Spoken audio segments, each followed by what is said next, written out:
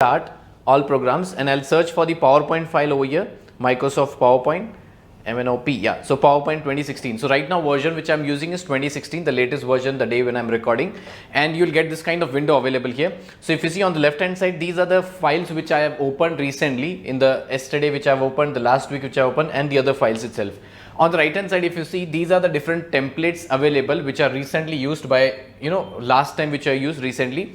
If you want for some, let's say for particular business process, so you can select here as the business templates. If you want for the education industry, you can select this education, or if you want for the labels and charts, you click on that. So once you click on that, those related templates will be downloaded and you can use it for that purpose. Otherwise, if you do not find any relevant template in this area, what you can do is you can just keep your cursor in this place and search in the internet and you can get the files available, the templates. So right now, let's say I'll select the blank template, that's a blank presentation. I'll click on that. Once you click on this blank presentation, you see the name of the file is presentation 1. The default file name is presentation 1, and this is the the screen which is displayed when you create a blank presentation. If you see on the top, that's a quick access toolbar.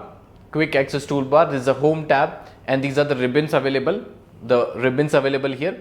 Every tab has different ribbons. Same way, there's a slide which you can write and display to the user. And this is the slide sorter where what you can do with this. Next, I have something as notes. So if I click on this button here at the bottom, this is the place where the user notes are written, speaker notes. So when you are presenting something, if you want to read and present, that time you can write the speaker notes over here. And on the right hand side top, if you see, this is the place where you can just close, minimize, maximize your PowerPoint window, and at the bottom that's a scroll bar which will zoom or minimize according to your requirement. See, this is minimizing, and same way if you want to maximize, that's 100% which is maximizing. So this way, that's a screen of the PowerPoint, how you can work on that. Now this was opening and creating a new file. What about saving a file? Suppose you type here something. I'll just type here over here. I'll just type here as tutorials point, that's it. And now if you want to save it, you can just go to the file and you can select the option as save, and it will ask you what location do you want to save the file. Do you want to save the file on this PC or some other location? So I'll say as on this PC, and I'll select this. Yesterday you have opened the F drive, day before yesterday, the last week you have opened for the desktop.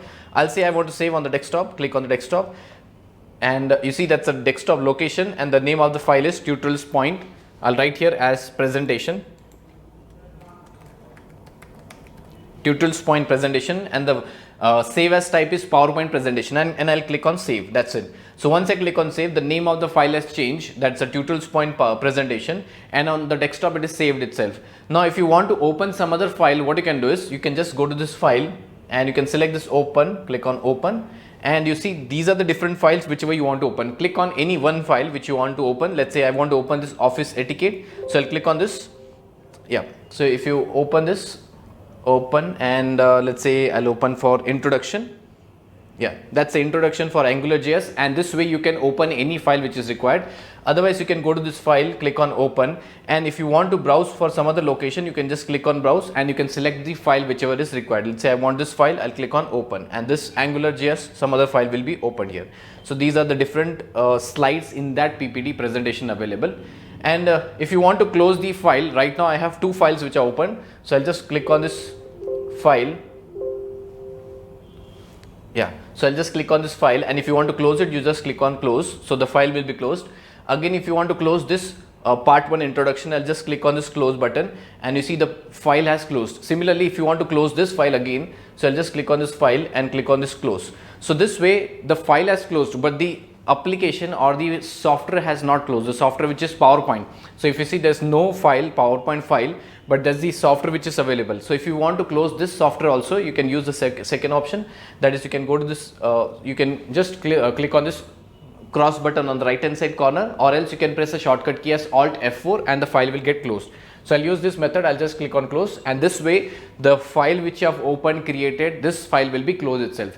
So I hope you have understood how to create a new file, how to open a file, and how to save and close it. That's all for this video.